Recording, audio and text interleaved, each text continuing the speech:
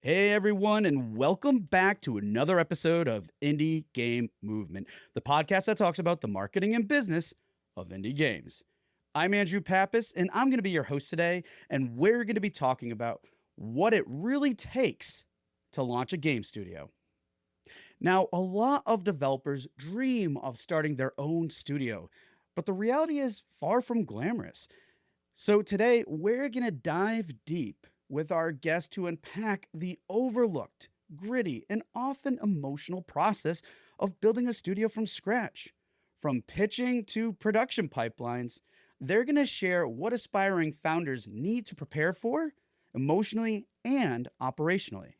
So that's what we're going to be talking about right here today on Indie Game Movement.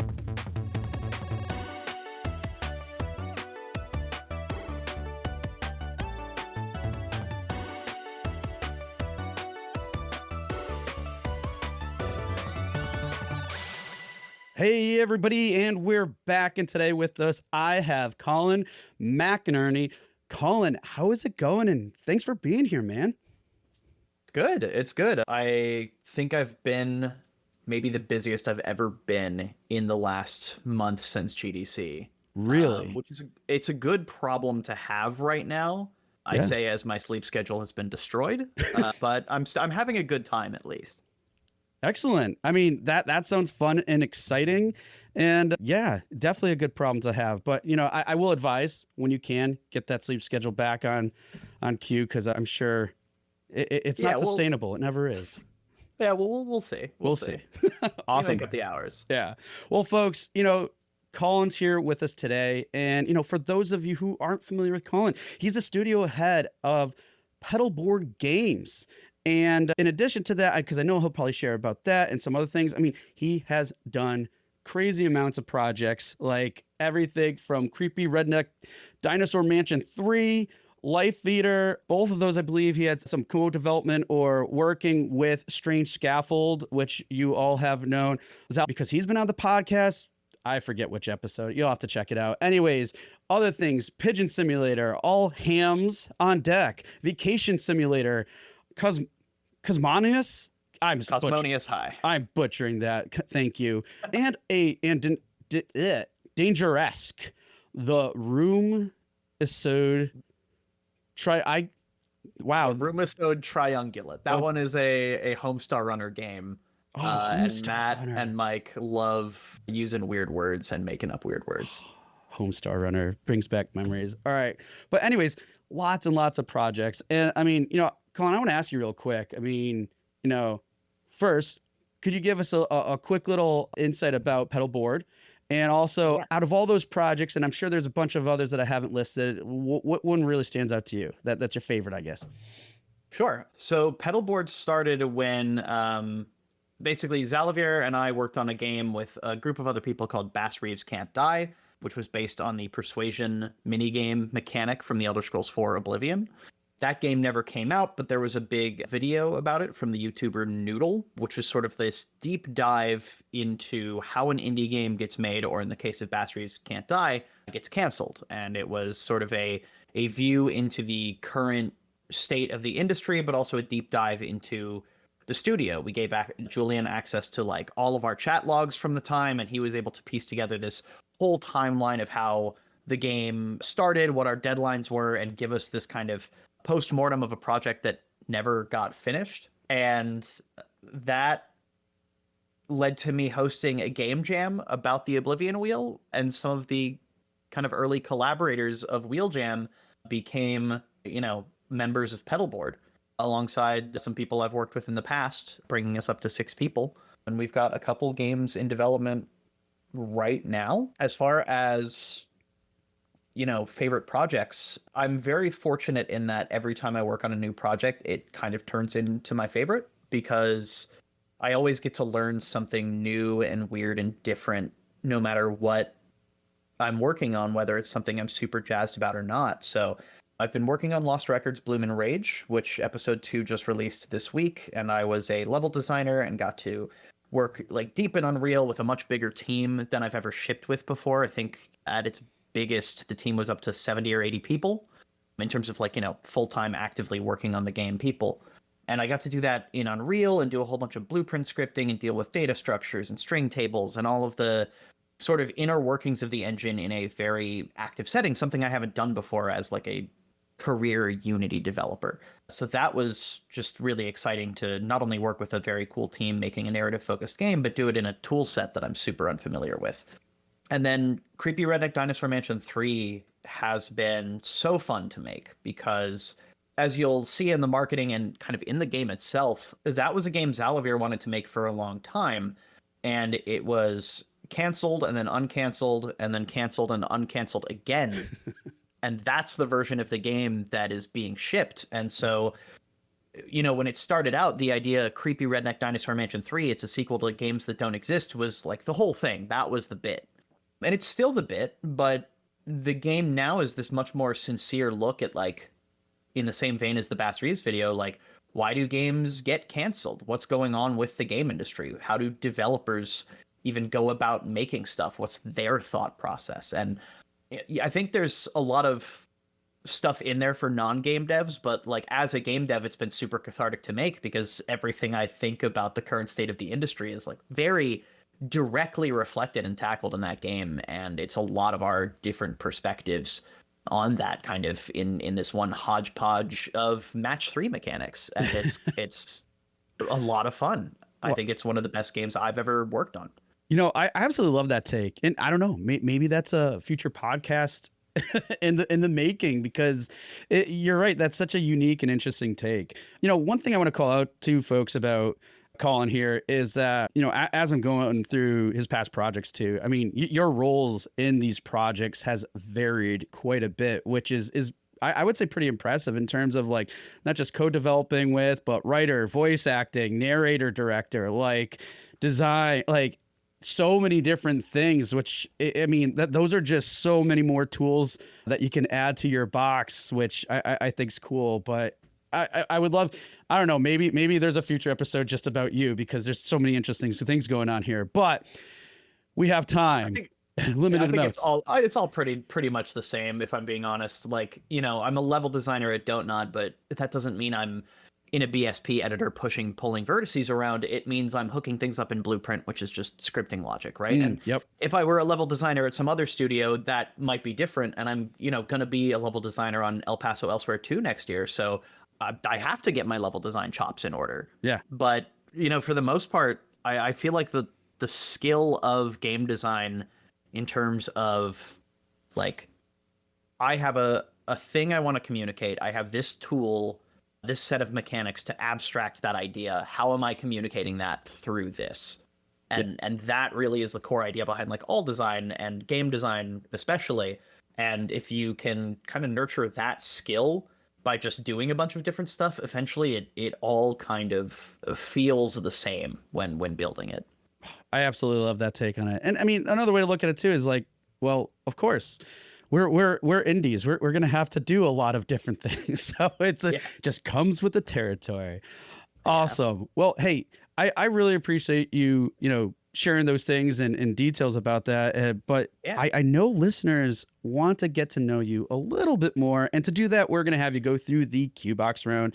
And folks, for those of you who aren't familiar, it's just a few random questions I prepared here for Colin. So Colin, are you ready for the Q-Box round?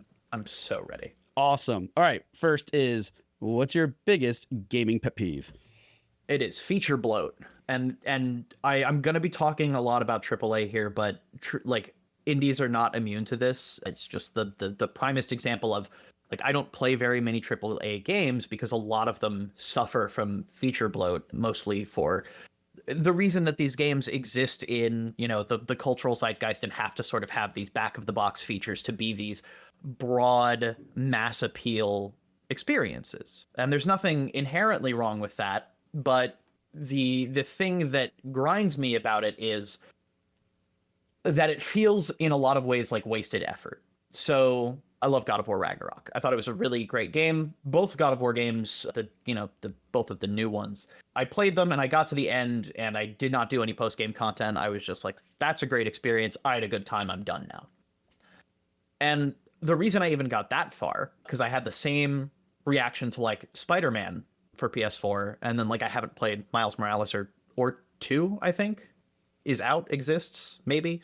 I haven't played any of those because, like, they're going to be largely the same game mechanically. And that set of features was something I really enjoyed engaging with, and then, like, got to the end and was like, I understand it. So the problem that I have with feature bloat is that it detracts from that core experience for me. And the like example in God of War, because that game is surprisingly lean, and I think that's why I stuck with it. But in Ragnarok, there is like a side mission where your reward for doing this sequence of missions is a bunch of crafting materials to craft one specific armor set. And if there hadn't been a crafting system in the game, they would have just given you the pieces of armor for completing each of the steps, because that's effectively what it does. So what this essentially means is that the crafting system is just a shop. And it's a shop with a bunch of different currencies.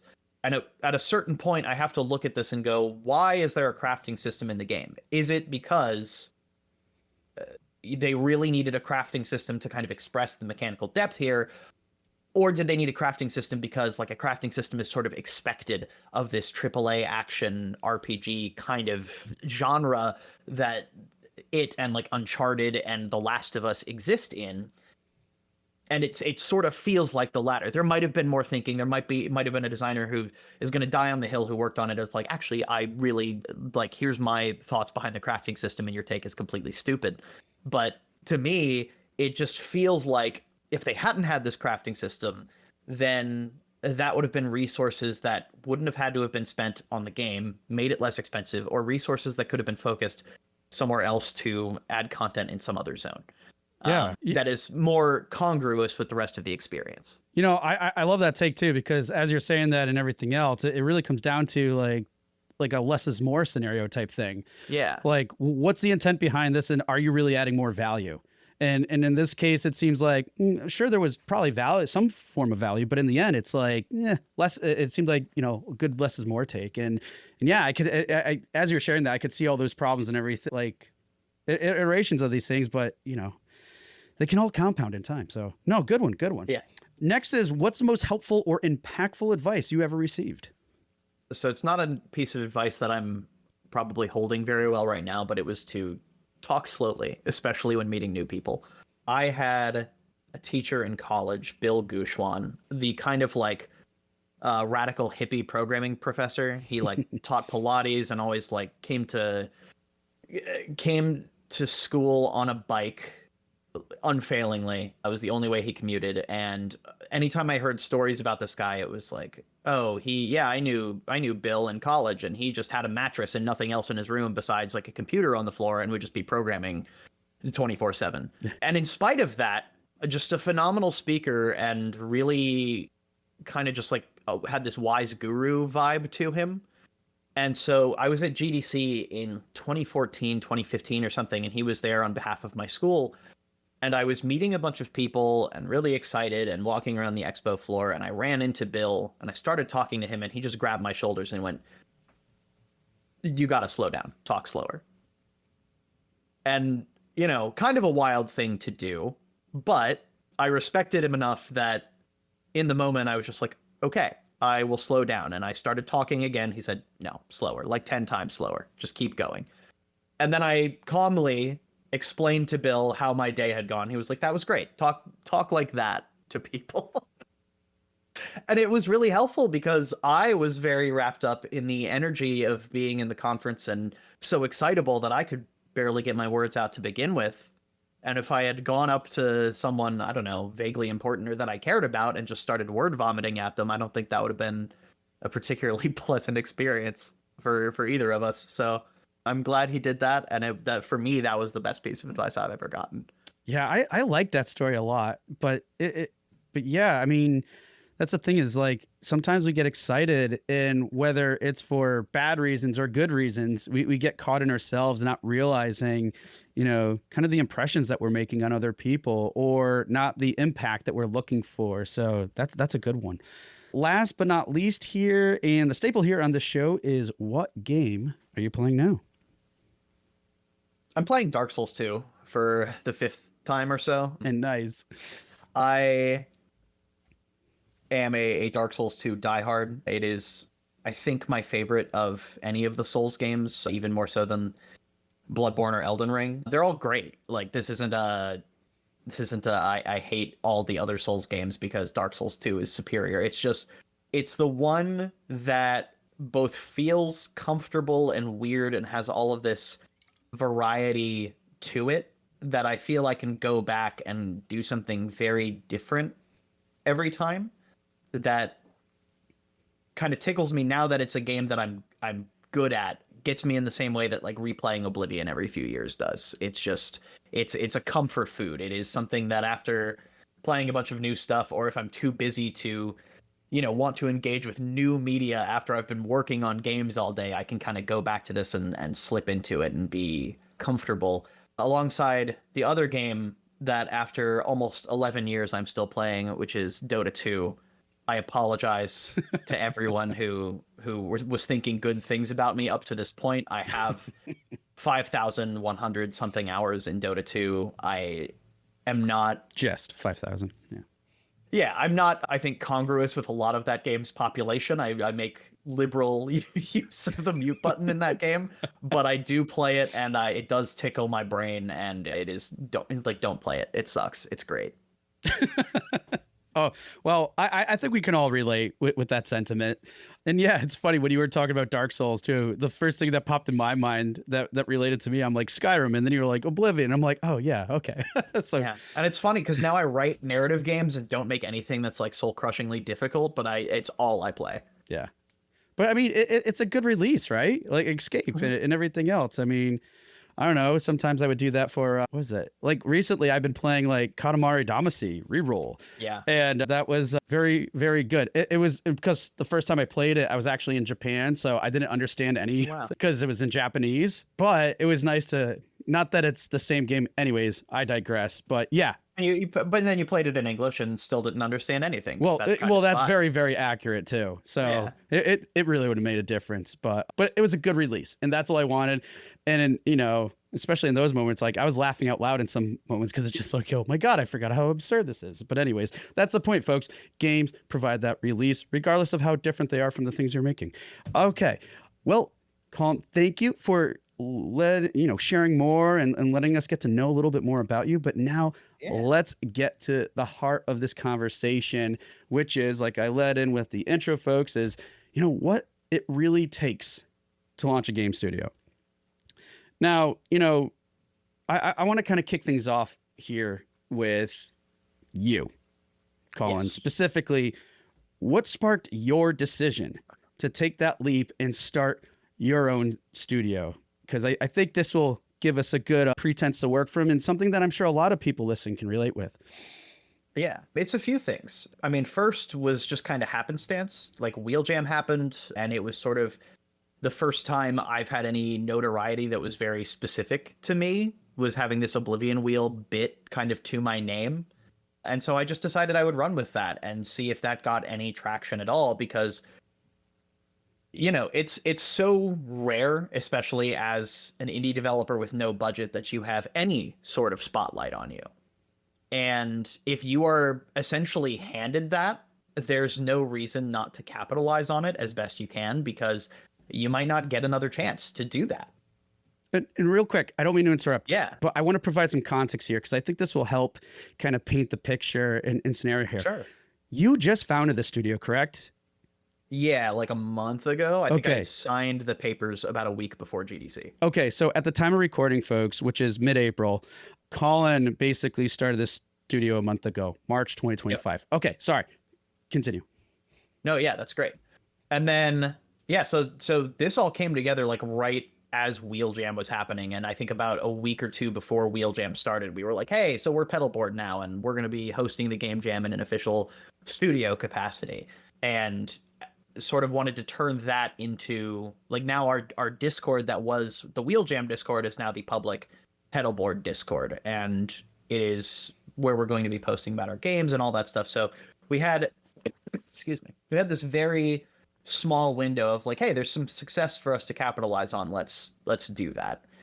Then it was also that pretty much all my contracts for now dry up at the end of this month. And then I don't know what happens.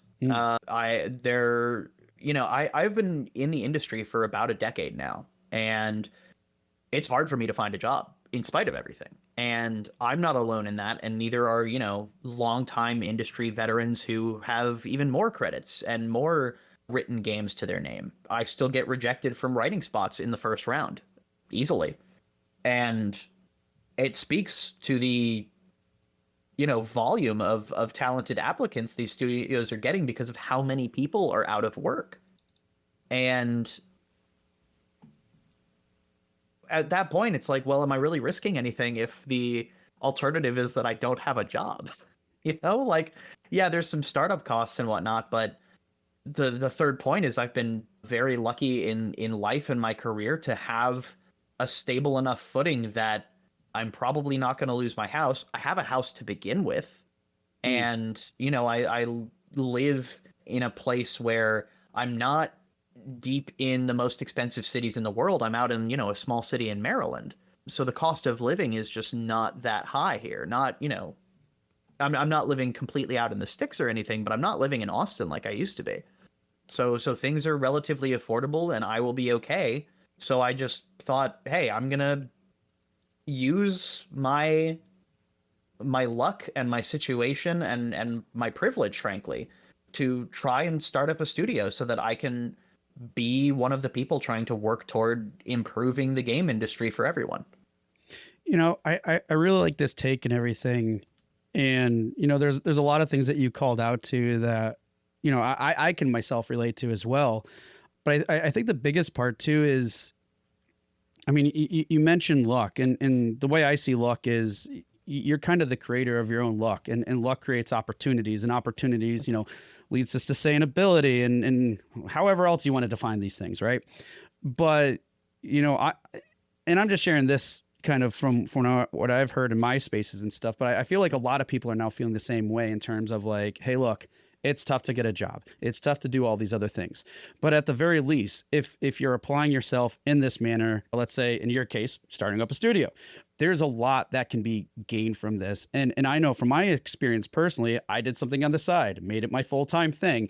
And if I did not have that going for me when COVID hit, it would be an absolute nightmare for lots of different reasons. Yeah. But at that same token, that's not to say other people out there should just go up and start your studio either. And I'm sure we're going to probably get into maybe some of those logistics and everything else. But there's something to be said about, taking some form of initiative or drive to do some of these things, to explore, let's say, or whatever, because with it could be a saving grace or produce, again, more luck or other things too. So it's really interesting to hear your own take and how it kind of like shaped and kind of the motivations behind it too. Yeah, they're never going to be identical from person to person, right? Right. Everyone's different. Everyone has different circumstances, and really everyone has different interests. The only reason I'm the studio head is because no one else really felt like doing the business. Everyone else just wanted to make games, and I was like, yeah, fine. I'll learn biz dev. I'll learn budgeting. I'll be our producer and also, write a bunch of stuff and whatever else I need to do. Because, why not?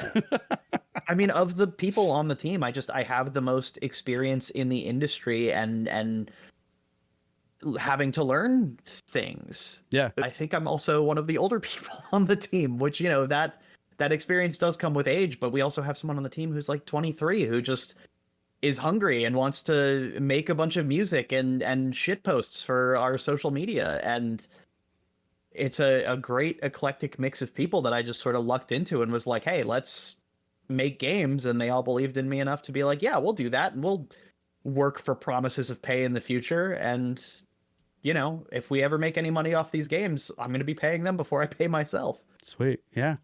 You mentioned some things here, like with your role in this company, with the studio, right? Like, business budgeting. And that leads me into another question I have is, and I'm trying to look at this from a more broader perspective too, which is like, what do you think most developers misunderstand about pitching a new studio or project? And just for context and clarity, folks, and even for Colin too, not just like, oh, pitching to a publisher, but let's say like in your case, it's like, hey, there's a group of people and you kind of all got together, and in a way you're kind of pitching this idea, right? Or whoever you're pitching it to. So, but again, what do you think most developers just misunderstand about that process? I think that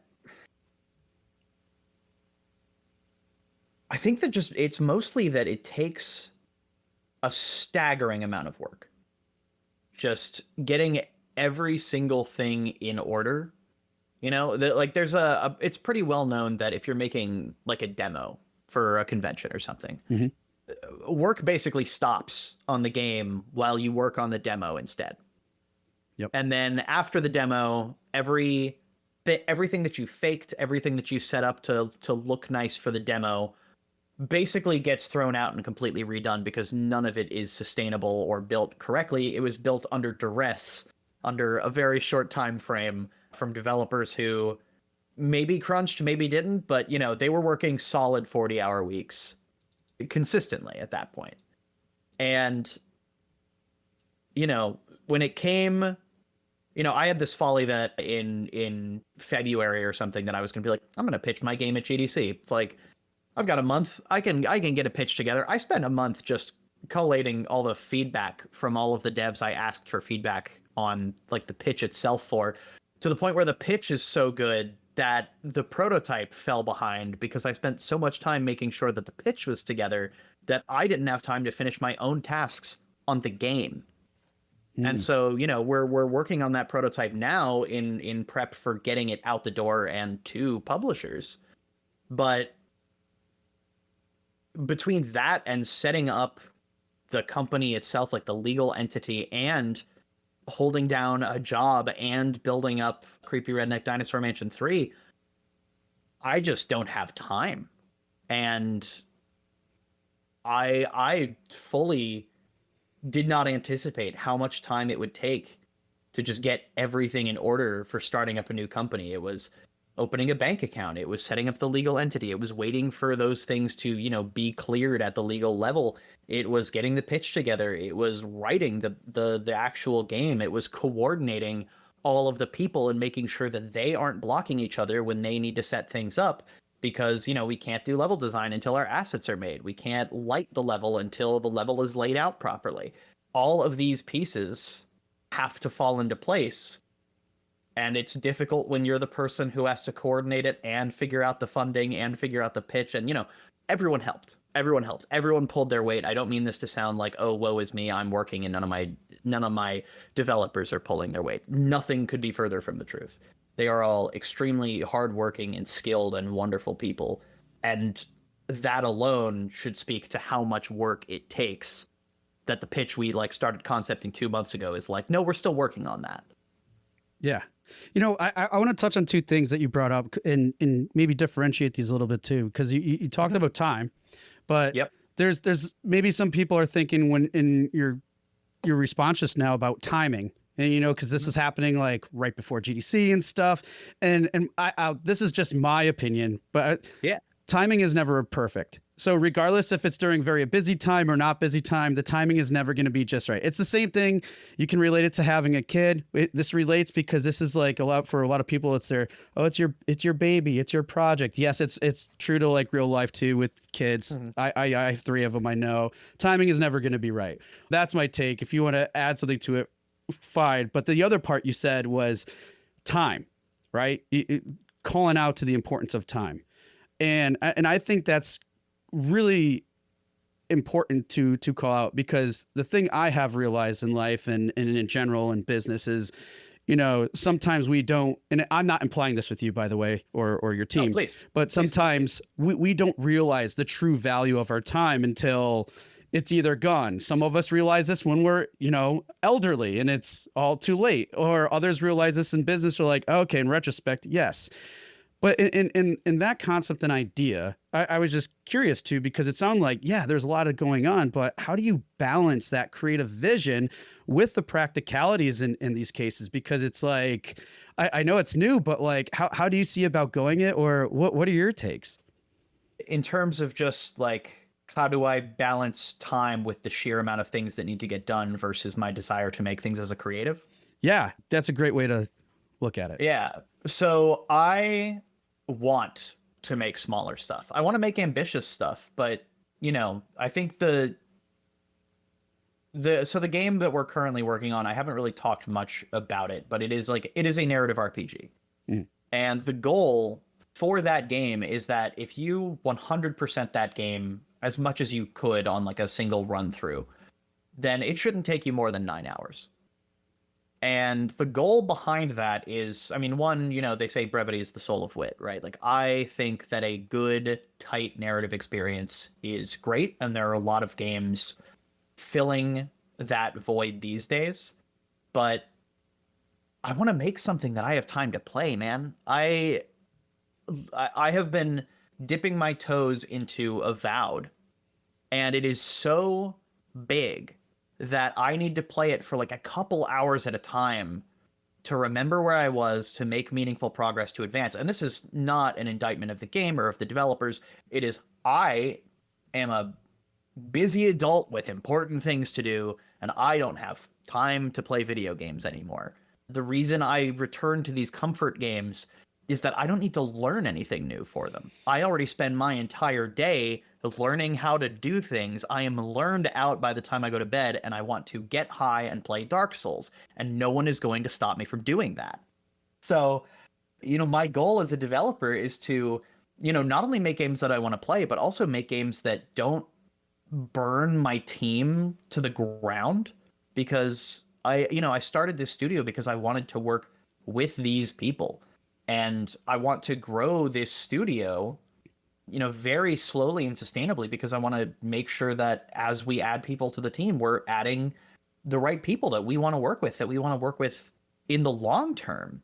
Because, the institutional knowledge that can be gained from keeping a dev team together is invaluable. And it's the thing that gets lost in these big purges and layoffs is, yeah, people lose their jobs and their livelihoods, and that sucks. That is like the first and foremost problem with it.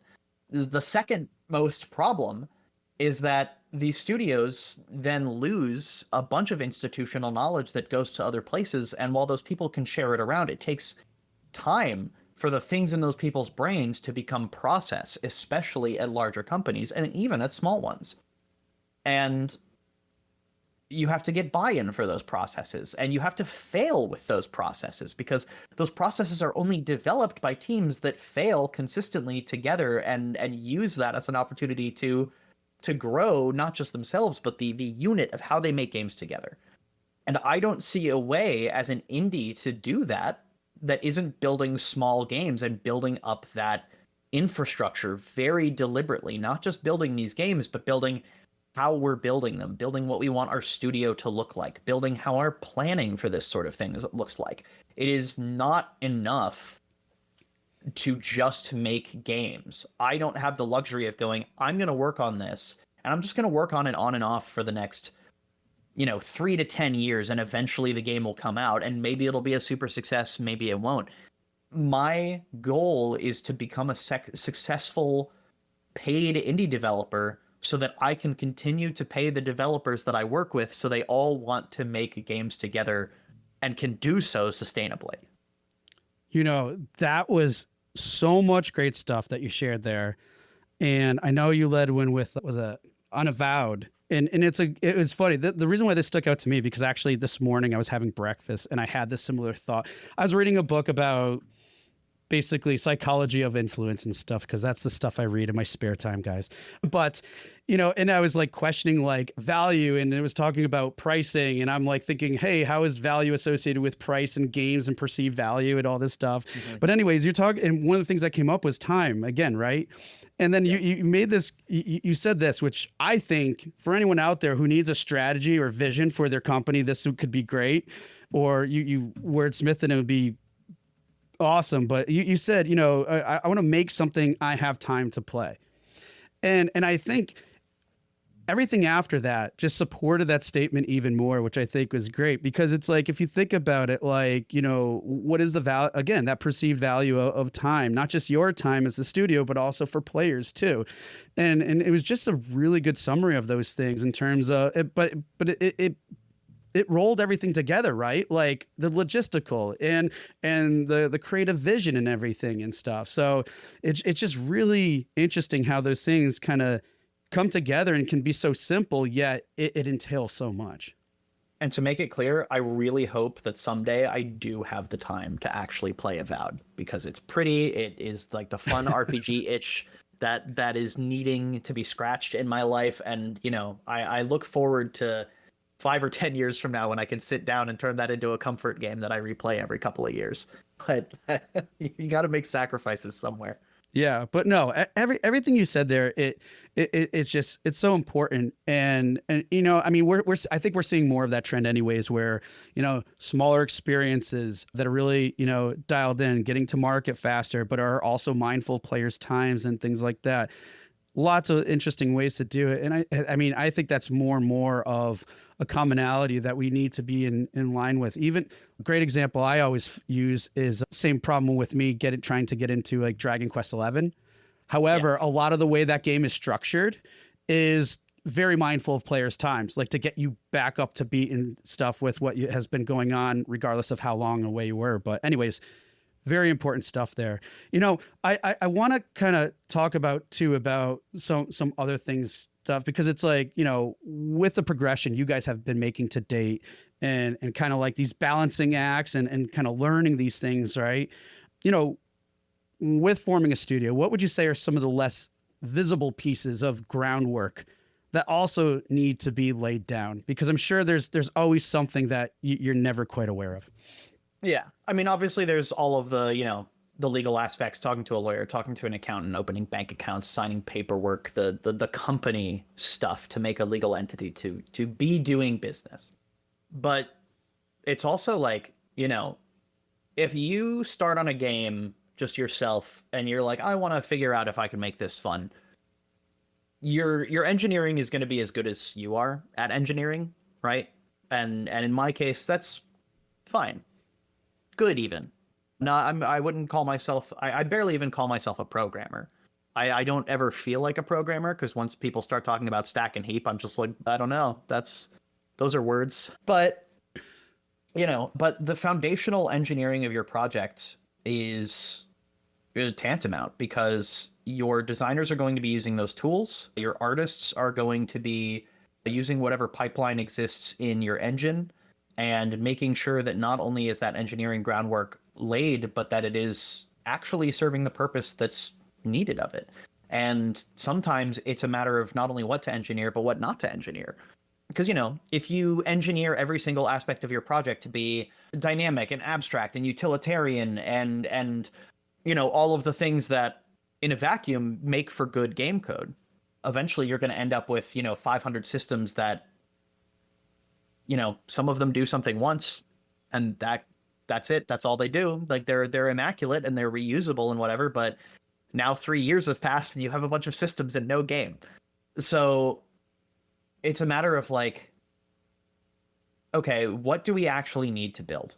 You know, for us on a narrative RPG, it was, okay, we need to know what our dialogue system is. Like there's nothing more important than that. And so we already knew we were using Godot, so we decided, okay, let's look at the options, and we settled on Dialogic, which has a bunch of great features that we wanted. And then when we started building our trait system, you know, right now, those are just global variables that are built into Dialogic, and we're seeing how far we can get with that, because we know that we're building on a solid foundation. But there might be a moment where that's not enough, and we'll have to pause what we're doing and say, okay, we need to rip out the trait system we have, build something a lot more structured and foundational, and then test everything to make sure that we've done that correctly. And the earlier we can do that by proving out that we do or don't need to do it, the sooner we can move on and feel more confident that, like, okay, this is not going to be a thing that bites us later. This is something that we've accounted for on our timeline, and we do not need to worry about this. And at that point, we make the decision, we're not going to worry about this. We are going to commit to making the game this way. On CRDM3, we have a limitation where we can't have more than 3 exits from a particular encounter because it breaks our map and leads to a crash. And if we fundamentally fixed that, it would require retooling the map, it would require retooling the data, it would require going and basically recreating every scriptable object to make sure that they are functioning according to whatever new paradigm we've set up. And we didn't have the time for that. That could have taken weeks, and we would have still been finding bugs leading up to launch. So we just said, okay, screw it. There can only be 3 exits from a location, and we will use that limitation to design this game around, because like that's what the game is right now. And especially for a game that's been, canceled twice, let's not shoot for a third time, actually. So it's a matter of just, Xalavier says this a lot, but like Strange Scaffold doesn't ship things as often as it does by accident. It is the result of extremely careful and meticulous planning in pre-production, saying, this is the game we're making. These are the things we're building to serve that. This is the timeline. This is when we're going to do everything. They plan in meticulous detail, and the plans are adaptable and leave room for error, but they want to know what they're building from the start, and they try pretty hard to stay on that track. And that commitment to, the confidence of making stuff that way is, I think, one of the key reasons that Strange Scaffold is successful. And frankly, it's one of the things I'm trying to emulate in my own studio is that commitment to, this is what we're building. This is how fast we're going to build it. We are going to make the decisions that lead to that being true. We're not going to sneak in extra stuff. We're not going to say, ooh, if we did this, the game would take another month, but it would be really, really nice. Like, no, we're not doing, this game has to come out so we can go move on to the next thing. These are such amazing points, and I'm going to do my best to summarize, I think, the key ones that stood out. Just what you're saying is like, essentially prioritize your needs based on, the project scope, the core of the project, right? And then while you're in that process, be like, and what else? And that gets you to that next step, which is it needed or not? And I absolutely love the example you shared with, I'm just going to shorten it, Redneck Dinosaur, because it's we go CRDM for what it's worth. Okay. Yeah. No, I gathered that. But I mean, that was so perfect, because it's like, okay, this is our limitation. 3, what was it? It's like, three strikes and you're out, right? Type thing, or we're moving on. Because otherwise you just said, if we do this, and as you were saying that, I have reminded me of so many different stories where developers are like, oh, because this happened, now we have to adjust this and this, and now our timeline's being adjusted. And I love that take, because sometimes we don't realize, and I had very different, but a very different scenario, a very similar moment with me actually yesterday, this week, meeting with someone where all it was is just having that different perspective. Is like, you don't always have to have this when this happens. You can just say no, or do it differently, and then it still solves the problem. And in some cases can make it better. It goes back to your example when you talked about bloat, and we, kind of summarized that statement too with like less is more. And I think we forget about that concept, or how it can be applied in different ways sometimes, which, so many great things you just shared there. And I guess this kind of goes into the next question too, which I'll let you lead into that, because I was about to just dive in. Oh, no, that's fine. I mean, so what I think Colin's going to dive into, and he did mention this before, processes, right? And a lot of what he just shared was relating to processes too. But I mean, let's dive in right with that too. Cause like when it comes to processes, I'm curious too, like what are those systems or practices that you have found to be essential for, managing, I would say not just production, because you did talk, I think, to some extent about that, but what about like communication? Because communication doesn't just happen internally, it happens externally too, public facing, everything else. But like, regardless, I'm assuming you're working with a remote team. So how do these systems and processes, what are the ones you have in place that are essential for that communication? I've worked on all different sizes of remote teams at this point. I've worked on, Pedalboard is 6. Alchemy, when I left, was about 35. Don't Nod is 70 or 80. Ready at Dawn was 120 at the point when I joined.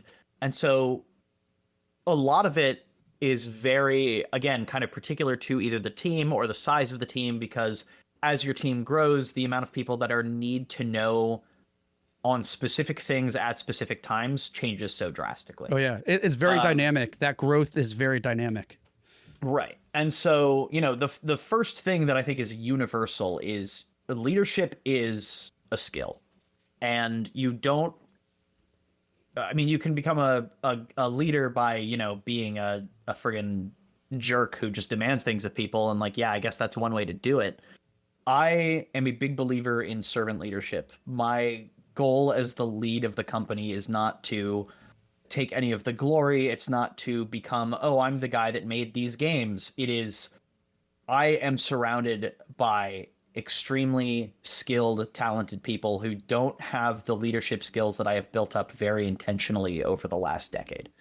And what I can do is give them the resources that they need to do their own jobs, give them the resources they need to communicate with each other, give them the resources that they need to get their work out into the world, and support them in any way that I possibly can, which, as we look for funding, is going to extend to financially too, because at the end of the day, yeah, they're creative, interesting people, but they also have to eat and pay rent or mortgage or whatever. And like, I can't expect them to work for free forever, which is part of the reason why I'm like, adamant that we're shipping a game this year and then we're going to ship a game next year, because the sooner we get money coming in from making a thing, the sooner we have a chance of my devs being able to eat and do this full time, and then we can make more games and hopefully keep eating. And that is universal, right? Like, I have, and at this point, an innate desire to just make things with cool people, and I have the skills to take a shot at this. So number one is just learn how to communicate, learn how to resolve conflicts, be very proactive. If you take a good look at yourself and know how you come across, like, I can speak fast, I can be loud, I interrupt people sometimes, and it is a very active thing that I've done to improve not interrupting people. Because, when you're just with the boys, it's fine, but when you are in an in-person meeting, you're a 6'2" white guy and you are talking over everyone else in the room, that can be a bad look. And even then, whether it was a bad look or not, you do need to make space for other people in a professional setting. And, so it has been a mix of, like, I have this nurturing, caring feeling that I'm always chasing of, like, I want these people to do well, I want to support them, and I want to make cool stuff with them because I want to create. I like making stuff. But then being very proactive of, like, hey, I know I'm a loud personality. I know I swear and make raunchy jokes, and I want you to feel comfortable approaching me and telling me if there's ever a time where I'm making you uncomfortable. I want to be proactive about those conflicts. If there are conflicts happening amongst other people, I want to know that. When it comes to the more, like, production side stuff, Pedalboard is thankfully small enough, and the teams I work on at Strange Scaffold are small enough, like CRDM3 is, that I handle a lot of it myself. With CRDM3, we also have our producer, Rachel, who's wonderful. And between the two of us, we're able to basically make sure that the team is always tasked at all times and has a pretty good idea of their priorities so that they can get stuff done. When you are on an earlier team that has a little bit more time for iteration and freedom, so like with Hackjack on Pigeon Simulator, when I was narrative director, my process was I wanted people to be able to pitch changes to the game because we were still in this very exploratory phase. But I also didn't want anyone to get disappointed when their ideas that they just kind of threw out weren't being given the same space as some of the other ideas. And so the process I instituted was to start by sharing your idea with a small group of your peers, like at your level, and iterate on it with them, get their buy-in, and make sure that instead of your idea coming from one person, it came from a small group of people who were passionate about it. From there, you would bring it to me, because by being the narrative director, I was also the kind of like de facto design director. And by bringing it to me, I would go through it and I would pass a little bit of judgment, but I never really shot anything down. The goal was more, hey, I am a safe person to bring your ideas to and your pitches to, and I want to help you refine this so that we can find a spot for it in the game, or I can tell you like, hey, we can take this to the directors, but I don't think it's going to fly, and we can still do it, and I will still help you refine it, but like I would try to give my very honest feedback one way or another. Then we would take it to the director level, and the directors would be able to decide like, hey, do we want to put this in the game or not? Is this like a change that we want to make? Does this line up with our goals for the game, the studio, the business? And if that worked out, then we would help the team get a presentation together, present the change to the broader team, and kind of go through the history of like, here's what we've tried, here's what we've thought about, open that up for a final Q&A. And once at that point, usually people were bought in enough because they understood that the idea came from their peers and had been vetted, and that the leads all thought it was a good idea. And thankfully they had that trust in us to like accept when we made a decision like that. And that was extremely effective for a team of 20, and would probably, work up to like 30 or 40 people until you kind of start needing Jira for task tracking, at which point I think that system falls apart. Yeah. But, I absolutely love that. I mean, because there's so many things that addresses, because I know a big problem people have sometimes is even if you communicate as best as you can, hey, I want you to, come with ideas and things like that. Sometimes people are just reserved for whatever their reasons. But at the same time, if you're really team centric and focused and building a culture around that, the idea shouldn't really be one person. I mean, they have to originate from somewhere, obviously, but when you get that backing and everything, it's not just more camaraderie, which is great, but it's also, I think there's more like vested interest. And if you have that vested interest from a large group, then it's just going to make it that much more likely to have that drive and motivation to see it succeed and stuff, especially that progression. And I want to call out too, I'm not trying to flatter you at all, but the process that you are calling out is not that different than that of, Satoru Iwata in terms of how he managed Nintendo. Like a big thing that he always did was keeping that openness and communication. And I think that's one of the main things he called out that helped him effectively achieve what he was doing with Nintendo, because it again, like communication's everything. So yeah, so many great things there. But in addition to the great things, I mean, I know we're coming on time, but as you know, like you're wearing lots of hats. Well, everybody is, any indie is, but in everything that you described too, you especially. So between like the biz dev, narrative design, and everything else, I mean, I guess what are you doing or trying to do without burning out or dropping that ball? I mean, sometimes I am. It's a learning experience like anything. No one is perfect. I'm certainly not. And I make mistakes all the time. Sometimes I do burn out. Sometimes I have to take a few days off where I'm just like, I need to not do this or I'm going to cook my brain. And I think I found that point last year.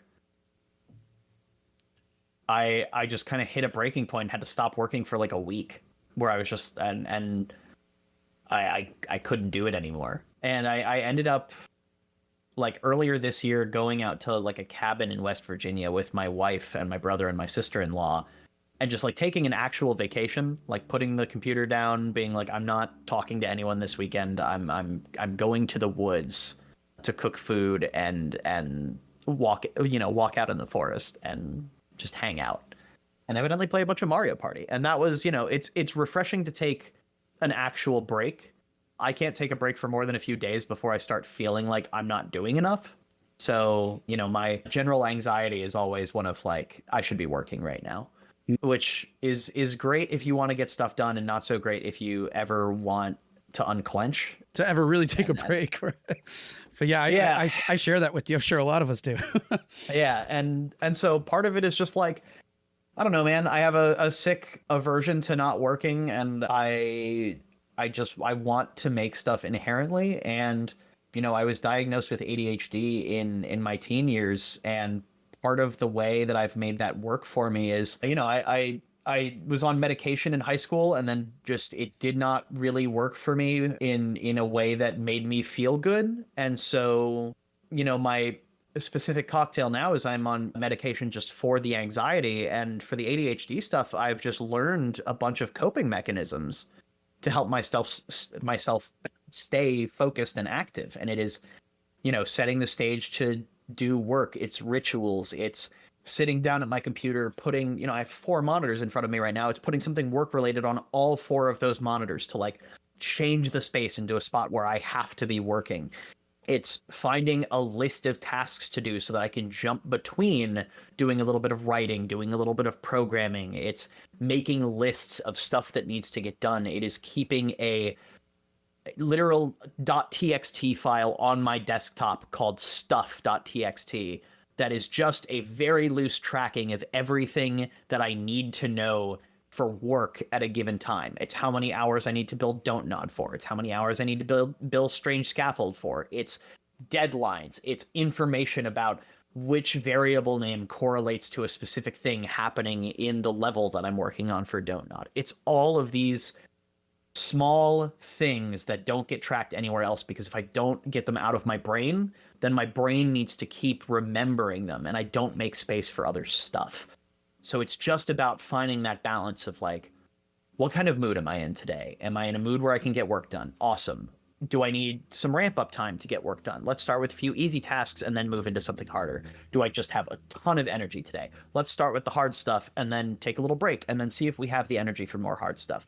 There's nothing more important than, to me, when it comes to trying to not only start a business, but start a business where I really want to put people first, than to also understand how I'm feeling at any given time and to be very in touch with myself on a day-to-day level, because I know if I'm frustrated or tired or hungry or just I've been doom scrolling too much, that I'm not going to make the right decisions at a given moment, or at least not be in the headspace to make good decisions. And that is inevitably going to contribute even further to my burnout, which doesn't do my team or anyone I work with any favors. I love that, what you just kind of finalized with, because it's so important. Like, you shared some specific stuff, which is very quite oddly similar to a lot of what I learned about myself too. But the key thing there, and I think this applies to just about anyone, is really understanding you and your feelings, your moods. And it's not wishy-washy, because it's like, hey, if you're hungry and you really feel hungry, even though you might be practicing intermittent fasting, then just go eat, like things like that, because all those things, those little things, they can make all the difference in the world. And they don't just affect you, and they affect how you represent yourself, how you communicate with others, how others might communicate with other people. It's like this big, huge chain effect that can occur and will occur. So I love that you called out that, because sometimes it's those things that we don't really think about are important, but if anything, they're as important as anything else, if not more so. So all great stuff. Well, Colin, I know we're on time here, but that said, we talked a lot, lots of really cool stuff of what we discussed. Are there any tips, suggestions, anything you'd like to share as takeaways for listeners today? Yeah. Number one is just make games. At the end of the day, yes, I want to be a successful indie developer. Yes, I want to make money doing it. Yes, I want to build a business. But that business could fail, and I'm still going to be a game developer if that happens. Like, I'm still going to keep making games. I'll find a job. I'll start another studio. Whatever it ends up being, like, maybe I'll just go into a hole and get a different job and, I don't know, do construction or something, and then make games on the side and make it a hobby instead. Because at the end of the day, like, I like making games and I like making stuff, and I've never felt more like a game developer than I do now. And, yeah, being surrounded by wonderful peers is a huge part of that, and feeling accepted by them. But I only got here by making games, and by making a lot of games, and making games that I believed in and had fun making. And, once I felt like I was in a groove of like, oh, I'm just making games all the time. I'm building stuff with people and learning and doing new things. I kind of didn't feel imposter syndrome anymore. I felt like, oh yeah, I'm just a guy who makes games, and I'm surrounded by a bunch of folks who make games, and that's just what we all do here now. The level of work in the industry didn't matter. I would, if I could afford to pay my bills just by doing 10 hours a week for Strange Scaffold, I would still feel like a game developer, because I'm always making stuff that I enjoy, and that is really the most important thing. Is we all have to work for a living, and if you are fortunate enough that you can find a job that you enjoy, then you can both not make it your entire life, but also take a lot of pride in that work. And that's really what's important. The next is learn the business. If you're trying to be a studio head, read Mike Futter's books. One of the most valuable lessons I took away from not only is Mike a wonderful guy, but he's so smart. Mando's so smart. They're both just like fantastic people who've given me endless guidance. I cannot thank them enough for the support that they've given me, but it's been so valuable to put a price on my work, and the work meaning like, this is what I need to pay my bills. This is what I need to live. It's not that my work is worth this much. This is what I'm asking for so that I can continue doing what I love. And a big part of figuring out the pitch and the budget was just figuring out, okay, if I'm paying myself this much, then that's what I'm paying everybody. And if everyone's making that amount, then what's this going to cost? How many hours do we actually need on this game? And extrapolating that out and then figuring out, what does that mean that our monthly burn rate is? And does that include everything? If it doesn't, what else do we need to ask for when we ask a publisher stuff? And is that stuff that, based on what we've seen or what we can ask people, is that stuff that publisher actually provides? So that when we go in, we have not only an idea of what we cost and what we cost monthly so that they can work that into their budgeting, but also an idea of what we're asking them, because you shouldn't just find a publisher because you want your game to get published. You should find a publisher that you want to work with because they can get your game in front of people doing things that you can't.